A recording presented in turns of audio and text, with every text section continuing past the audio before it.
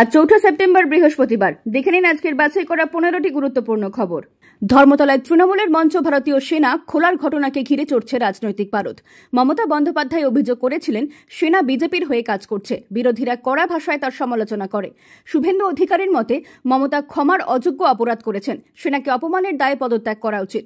দিলীপ ঘোষ সরাসরি বলেন, সেনাকে অপমান মানে দেশকে অপমান। তার প্রশ্ন, পশ্চিমবঙ্গ কি ভারত থেকে আলাদা হয়ে যাবে? তৃণমূল ক্রমশ দেশ বিরোধী হয়ে যাচ্ছে। তিনি আরও সতর্ক করেন, আইন শৃঙ্খলার অবনতি হলে রাষ্ট্রপতির শাসন বা সেনা নামানো ছাড়া উপায় থাকবে না। শুভেন্দু অধিকারী ও সুকান্ত মজুমদারও মমতার বিরুদ্ধে তীব্র আক্রমণ জানান। এদিকে রাইটার্সের সামনে সেনার ট্রাক আটকানো নিয়ে পুলিশের ভূমিকা নিয়েও বিতর্ক। অভিযোগ উঠেছে, শাসক দলের তাবেদারি করে সেনাকে অপমান করছে পুলিশ। তবে কলকাতা পুলিশ জানিয়েছে, ঘটনাটি নিছক আইন ভাঙার, এর সঙ্গে রাজনীতির কোনো যোগ নেই। নাগরিকত্বের আবেদন বা সিএএ মেয়াদ আরও 10 বছর বাড়ালো কেন্দ্র। প্রধানমন্ত্রী নরেন্দ্র মোদীকে ধন্যবাদ জানিয়ে কেন্দ্রীয় শিক্ষা প্রতিমন্ত্রী সুকান্ত মজুমদার কলকাতা আইসিসিআর এর মঞ্চ থেকে বলেন, ওপার থেকে আসা দলিতদের জন্য আগে কেউ ভাবেননি, প্রথমবার ভাবছেন মোদী। তিনি বলেন, পাকিস্তানের প্রথম আইনমন্ত্রী যোগেন মণ্ডলও অত্যাচারিত হয়ে এবার বাংলায় পালিয়ে আসতে বাধ্য হয়েছিলেন। 1947-এর পর থেকে ক্রমাগত দলিতরা ওপার থেকে অত্যাচারের শিকার হয়ে ভারতে আসছেন, অথচ এদিন কেউ তাদের কথা ভাবেননি। সুকান্তর দাবি, সেকুলারিজম, প্লুরালিজম, কমিউনিজম ততক্ষণই থাকবে যতক্ষণ হিন্দু সংখ্যাগরিষ্ঠ থাকবে। তার মতে, প্রথম নরেন্দ্র মোদী ভাবলেন ও সিএএ পাশ করালেন। উল্লেখ্য, 2025 পর্যন্ত বাংলাদেশ, পাকিস্তান ও আফগানিস্তানের অমুসলিম শরণার্থীরা নাগরিকত্বের আবেদন করতে পারবেন। বিজেপি কাউন্সিলর সজল ঘোষের বিরুদ্ধে এবার পুরুষকে শ্লীলতাহানির অভিযোগ উঠল। ঘটনা 9 আগস্ট নবান্ন অভিযানের দিন। অভিযোগ, সজল রাস্তায় নামলে এক ব্যক্তিকে জুতো দেখিয়ে গালিগালাজ করেন। এরপর তার বিরুদ্ধে শ্লীলতাহানির মামলা রুজু হয়। অভিযোগকারী নিজেই মামলা দায়ের করেছেন। সজল পাল্টা বলেন, আমাকে গালিগালাজ বা জুতো দেখানোর অভিযোগ করা যেতে পারে, কিন্তু শ্লীলতাহানি, এই ধারা দিতে হলে মহিলার প্রসঙ্গ লাগে। দলটা কোথায় গিয়ে দাঁড়িয়েছে? নদিয়ার তেহট্ট থানার কানাইনগর গ্রাম পঞ্চায়েতের প্রধান টগরী ঘোষকে দুর্নীতির অভিযোগে গ্রেফতার করল পুলিশ। অভিযোগ, সজল ধারার প্রকল্পের টাকা ও জেনারেটরের টাকা তছরূপ করেছেন তিনি। ভুয়ো ভাউচার বানিয়ে বেআইনিভাবে টাকা তোলার অভিযোগও রয়েছে। এর আগেও একাধিক টেন্ডার দুর্নীতিতে নাম জড়িয়েছিল টগরীর। বিডিওর অভিযোগের ভিত্তিতে তাকে গ্রেফতার করা হয়। বুধবার তাকে আদালতে তোলা হবে। সিপিএম নেতা সুমিত বিশ্বাসের দাবি, এটি শাসক তৃণমূলের রাজনৈতিক চক্রান্ত ও প্রতিহিংসার ফল। এসএসসি নিয়োগ দুর্নীতি মামলায় আলিপুরের বিশেষ সিবিআই আদালতে আত্মসমর্পণ করলেন প্রাক্তন মন্ত্রী পরেশচন্দ্র অধিকারী ও তার কন্যা অঙ্কিতা। তাদের সঙ্গে আত্মসমর্পণ করেন পার্থ চট্টোপাধ্যায়ের প্রাক্তন সচিব সুকান্ত আচার্যও। আদালতে হাজিরা দিয়ে জামিনের আর্জি জানিয়েছেন তারা। সম্প্রতি নবম থেকে দশম এবং একাদশ থেকে দ্বাদশ শ্রেণীর নিয়োগ মামলায় চূড়ান্ত চার্জশিট দিয়েছে সিবিআই। আগে গ্রুপ সি নিয়োগ দুর্নীতিতেও চার্জশিট জমা পড়েছে। সব মিলিয়ে 75 জনকে তলব করা হয়েছে। এই আবহেই আত্মসমর্পণ করলেন পরেশ এবং অঙ্কিতারা। অঙ্কিতা 2022 সালে বেআইনি নিয়োগের অভিযোগে চাকরি হারান ও ফেরত দেন টাকা বেতন। সিবিআই জানিয়েছে, নিয়োগ দুর্নীতি সমাজে গভীর প্রভাব ফেলেছে, তাই জামিনে তদন্ত বাধাগ্রস্ত হতে পারে। এখন নজর আলিপুর আদালতের রায়কে ঘিরে। সনাতন ধর্ম নিয়ে অনির্বাণের মন্তব্যে বিতর্ক, ক্ষমা চাইতে বললেন রুদ্রনীল। অনির্বাণ ভট্টাচার্যের ব্যান্ড হোলিকানিজমের রাজনৈতিক ব্যঙ্গাত্মক গানে উঠে আসে কুণাল ঘোষ, দিলীপ ঘোষ, শতরূপ ঘোষ সহ মোদীর নীতি ও হিন্দু রাষ্ট্র প্রসঙ্গ। গান ঘিরে সোশ্যাল মিডিয়ায় দ্বিমত দেখা দিয়েছে। মঞ্চে অনির্বাণের সনাতন ধর্ম প্রসঙ্গ তুলে বলা মন্তব্যে ক্ষুব্ধ হন অভিনেতা ও বিজেপি নেতা রুদ্রনীল ঘোষ। তিনি ভিডিও শেয়ার করে লেখেন, বক্তব্যটি অসচেতন ও জ্ঞানহীন। সজ্ঞানে বলা হয়ে থাকলে ক্ষমা চাইতে হবে। তার কথায়, সনাতন ধর্ম আদি ও অনন্ত, আমাদের থেকেও বড়। এ বিষয়ে অনির্বাণ এখনো কোনো প্রতিক্রিয়া জানাননি। পুলিশের ঘাতক গাড়ি চালকের বিরুদ্ধে এফআইআর করতে সময় 24 ঘন্টা, আর সেনার গাড়িতে মাত্র 4 ঘন্টা। ক্যানিং পূর্বের বিধায়ক শওকত মোল্লার কনভয়ের মেয়াদ উত্তীর্ণ পুলিশের গাড়ি ধাক্কায় যুবকের মৃত্যু। চালকের বিরুদ্ধে এফআইআর করতে সময় লেগেছে 24 ঘন্টা, অথচ মেয়র রোডে সেনার ট্রাকের সিগন্যাল ভাঙার ঘটনায় মাত্র 4 ঘন্টায় মামলা। প্রশ্ন উঠছে, পুলিশের গাড়ির চালক বলে কি এত দেরি? মৃতের পাশাপাশি অভিযুক্ত চালকও আহত। অন্যদিকে সেনার ট্রাকের পেছনে একটি গাড়ি ও সিগন্যাল ভাঙলেও তার বিরুদ্ধে ব্যবস্থা হয়নি। বিরোধীদের অভিযোগ, সেনার মঞ্চ খোলার বিতর্ক না হলে এত তৎপর হতো না পুলিশ। সালিশি বসিয়ে 2 লক্ষ টাকা দাবি, না মেলায় দোকান পোড়ানোর অভিযোগ। অভিযুক্ত মন্ত্রী ঘনিষ্ঠ। মালদহের নারায়ণপুরে তৃণমূল কর্মী দম্পতির বিবাদ মেটাতে সালিশি সভার আয়োজন করেছিলেন সিভিক ভলেন্টিয়ার ও তৃণমূল নেত্রী পঞ্চায়েত সদস্যার স্বামী তারিক আনোয়ার। অভিযোগ, সালিশি ব্যর্থ হলে যুবক গোলাম রসুলকে অপহরণ করে রাখা হয়। পরে পুলিশ উদ্ধার করলেও অভিযোগপত্র থেকে নাম তোলার জন্য হুমকি দেওয়া হয়। এরপর রসুলের প্রসাধনী সামগ্রীর দোকানে আগুন লাগানোর অভিযোগ ওঠে তারিকের বিরুদ্ধে। প্রভাব খাটিয়ে তিনি প্রতিমন্ত্রী তাজমুল হোসেনের নাম ভাঙান বলে অভিযোগ। মন্ত্রীর ঘনিষ্ঠ হওয়ায় পুলিশ তাকে গ্রেফতার করছে না বলেও দাবি, যদিও আনোয়ার ষড়যন্ত্রের অভিযোগ করেছেন এবং মন্ত্রী জানিয়েছেন, প্রমাণ ছাড়া কিছু বলা যাবে না। বিজেপির কটাক্ষ, রাজ্যে আইনের শাসন নেই, তৃণমূল শাসনে তালিবানি রাজ চলছে। আদালতে রাকেশ সিংকে ঘিরে হইচই, বিজেপি কংগ্রেসের স্লোগান যুদ্ধ। ট্যাংরা থেকে গ্রেফতারের পর বুধবার শিয়ালদা কোর্টে তোলা হয় বিজেপি নেতা রাকেশ সিংকে। তাকে নিয়ে আদালত চত্বরে পৌঁছতেই শুরু হয় উত্তেজনা। বিজেপি সমর্থকরা মোদি মোদি স্লোগান দিলে কংগ্রেস সমর্থকরা পাল্টা চোর চোর ভোট চোর গদ্দি চোর স্লোগান। ব্যারিকেড ভাঙচুর হয়, দুপক্ষের মধ্যে বচসা চরমে ওঠে। কংগ্রেস অভিযোগ করে কেবল আত্মগোপন করেছিলেন রাকেশ, আর বিজেপি দাবি করে তিনি আত্মসমর্পণ করেছেন। এদিন আদালতে হাজির ছিলেন রাকেশের ছেলে ও মেয়ে, যারা বাবার পক্ষে বক্তব্য রাখেন।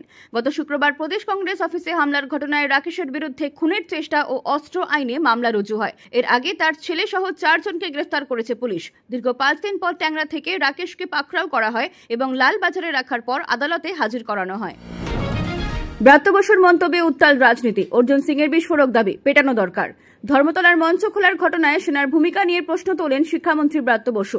তিনি বলেন, ওই দৃশ্য দেখে তার মনে পড়ে 1971 সালে ঢাকায় পাক সেনার হত্যাযজ্ঞ। বিজেপির দাবি, এতে ভারতীয় সেনাকে পাক সেনার সঙ্গে তুলনা করে অপমান করা হয়েছে। বিজেপি নেতা অর্জুন সিং সরাসরি আক্রমণ করে বলেন, ব্রাত্য বসু দেশদ্রোহী, ওকে পেটানো দরকার ছিল।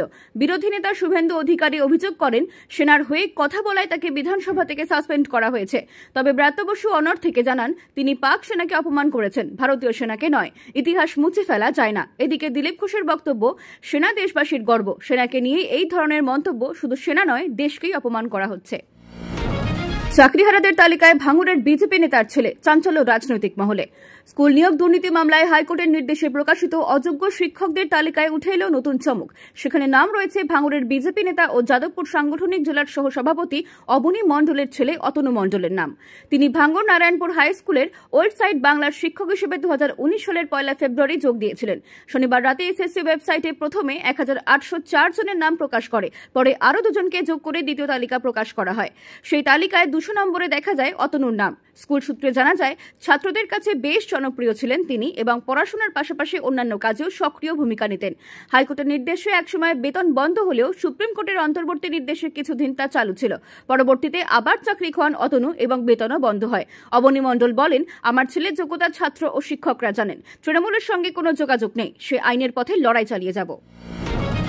শ্রীরামপুর ও মেদিনীপুরে অভিষেকের বৈঠক, সংগঠন ও জনসংযোগে জোর দিল তৃণমূল।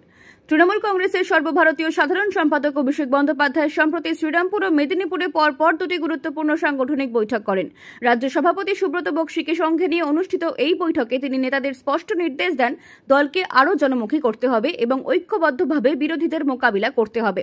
শ্রীরামপুর সাংগঠনিক জেলা সভাপতি অরিন্দম গুইন বৈঠকের পর জানান, শীর্ষ নেতৃত্বের বার্তা ছিল মুখ্যমন্ত্রী মমতা বন্দ্যোপাধ্যায়ের উন্নয়নমূলক প্রকল্প সাধারণ মানুষের কাছে আরও কার্যকরভাবে পৌঁছে দেওয়া এবং আমাদের পাড়া আমাদের সমাধান কর্মসূচিকে শক্তিশালী করা।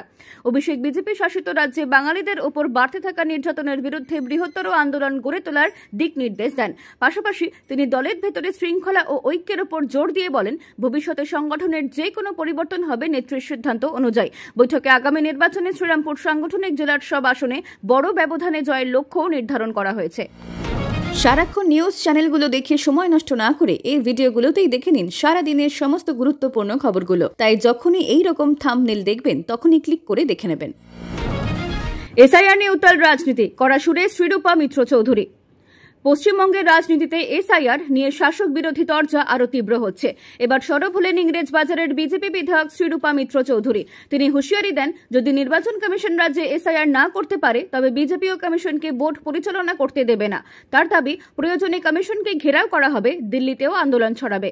এদিকে এখনো ভোটার তালিকার বিশেষ সংশোধনের দিন ঘোষণা হয়নি। মুখ্যমন্ত্রী মমতা বন্দ্যোপাধ্যায় এ নিয়ে আপত্তি তুললেও বিরোধী দলনেতা শুভেন্দু অধিকারী অভিযোগ করেছেন, মুখ্যমন্ত্রী মানুষকে ভুল বোঝাচ্ছেন। তার বক্তব্য, এসআইআরকে এনআরসি হিসেবে দেখানো হচ্ছে রাজনৈতিক স্বার্থে।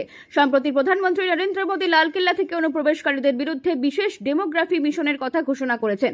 সেই সুরে শুভেন্দুও জানিয়েছেন, অবৈধ অনুপ্রবেশকারীদের থাকতে দেওয়া হবে না, তবে ভারতীয় মুসলিমদের চিন্তার কোনো কারণ নেই। আইন ভাঙলে জিরো টলারেন্স, রাজনীতির রং লাগবে না, সেনার গাড়ি আটক নিয়ে ডিসি ট্রাফিক। কলকাতার রাইটার্স বিল্ডিং এর সামনে সেনার একটি ট্রাক আটকানোকে ঘিরে শুরু হয়েছে তীব্র তরজা। কারণ এর আগের দিনই ধর্মতলায় তৃণমূলের মঞ্চ সরাতে দেখা গিয়েছিল সেনাকে। তবে কলকাতার পুলিশ স্পষ্ট করেছে এটি নিছকই ট্রাফিক আইন ভাঙার ঘটনা, এর সঙ্গে রাজনীতির কোনো যোগ নেই। পুলিশের দাবি, সেনার ট্রাকটি বেপরোয়া গতিতে নো রাইট টার্ন এলাকায় নিয়ম ভেঙে ঘুরতে যাচ্ছিল। সেই সময় পিছনেই পুলিশ কমিশনার মনোজ ভার্মার গাড়ি থাকায় পরিস্থিতি আরও গুরুতর হয়। ডিসি ট্রাফিক শ্রীকান্ত জগন্নাথ রাও জানান, সেনা নয়, সাধারণ মানুষ হলেও একই পদক্ষেপ নেওয়া হতো। ইতিমধ্যেই চালকের বিরুদ্ধে মামলা রুজু হয়েছে এবং সিসিটিভি ফুটেজও প্রকাশ করেছে পুলিশ।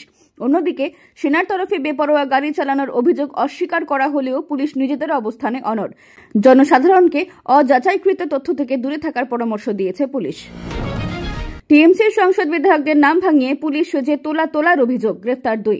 হুগলির পোলবায় ভুয়ো পুলিশ সেজে তোলাবাজির অভিযোগে গ্রেফতার হলো 2 যুবক। ধৃতরা হলেন সৌম্যদীপ সাঁতরা বয়স 28 এবং প্রতাপ ঘোষ বয়স 36। পুলিশের পোশাক, নকল অস্ত্র রাখার খাপ, মোবাইল ফোন ও কার্তুজের ব্যাগ উদ্ধার হয়েছে তাদের কাছ থেকে। ডিএসপি প্রিয়ব্রত বক্সী জানিয়েছেন, মঙ্গলবার রাতে সুগন্ধার এক কারখানা থেকে তাদের গ্রেফতার করা হয়। আজ আদালতে তোলা হবে এবং 5 দিনের পুলিশ হেফাজতের আবেদন করা হবে। অভিযোগ, গত বৃহস্পতিবার থেকে বারবার ওই কারখানায় ঢুকে কর্মীদের ভয় দেখাতো অভিযুক্তরা। ব্যবসায়ী তপন মজুমদারের কাছ থেকে 50 লক্ষ টাকা দাবি করা হয়। এমনকি সাংসদ রচনা বন্দ্যোপাধ্যায় ও বিধায়ক তপন দাশগুপ্তর সঙ্গে ছবি দেখিয়ে শাসক দলের ঘনিষ্ঠ পরিচয় দেয় তারা।